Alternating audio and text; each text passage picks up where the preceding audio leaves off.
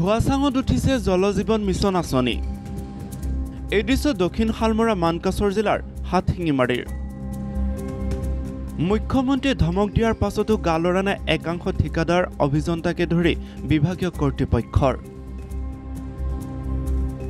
হাতশিঙিমাৰী মুন্নালাপাৰা আৰু শান্তিপুৰত নিৰ্মাণ হৈছিল দুটাকৈ জল জীৱন আঁচনিৰ অধীনত পানী যোগান কেন্দ্ৰ। কিন্তু কেন্দ্ৰ দুটাৰ নামত ব্যয় কৰা হ'ল প্ৰায় ৩ কোটি টকা। বৃহৎ ধন খৰচ কৰাৰ পাছতো এটুপিও খোৱাপানী পাবলৈ সক্ষম হোৱা নাই ৰাইজে। ইফালে চিৰাল ফাট মেলিছে পানী যোগান কেন্দ্ৰ দুটাত। দুয়োটা পানী যোগান কেন্দ্ৰৰ বিকল অৱস্থা। কিন্তু বিভাগীয় অভিযন্তাক অভিযোগ কৰিলে কয় ঠিকাদাৰে কৰিব। ঠিকাদাৰে অভিযোগ কৰিলে কয় পঞ্চায়তৰ কথা। মুঠৰ ওপৰত সকলোৱে নিজকে ধোঁৱা তুলসীৰ পাত বুলি প্ৰমাণ কৰাত উঠি পৰি লাগিছে, যাৰ ফল ভুগিছে সৰ্বসাধাৰণ ৰাইজে। এইসমূহ দৃশ্য চাওক। পানী যোগান কেন্দ্ৰৰ এইসমূহ দৃশ্যই চকু কপালত তুলিছে ৰাইজক। বাৰম্বাৰ অভিযোগ দিয়াৰ পাছতো কাণ সাৰ নাই বিভাগীয় কৰ্তৃপক্ষৰ। এটুপি খোৱাপানীৰ নামত এনেদৰে ৰাইজক হাৰাশাস্তি কৰাটো কিমান যুক্তিসংগত?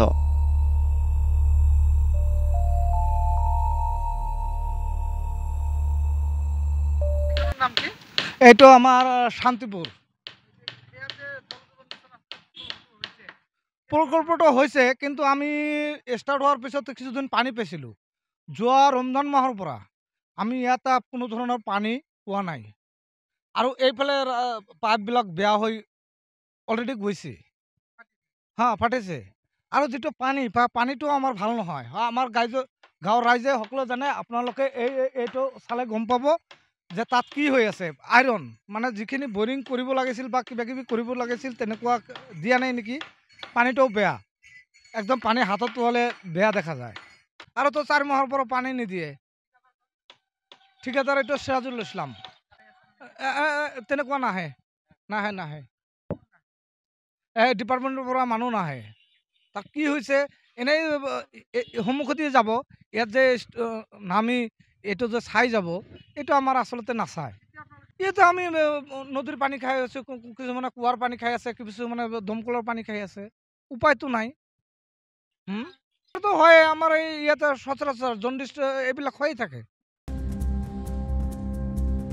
পানী যোগান কেন্দ্ৰ দুটাত বহুকেইটা ঠাইত ফাট মেলিছে, লগতে বিকল হৈছে মটৰ পাম্প।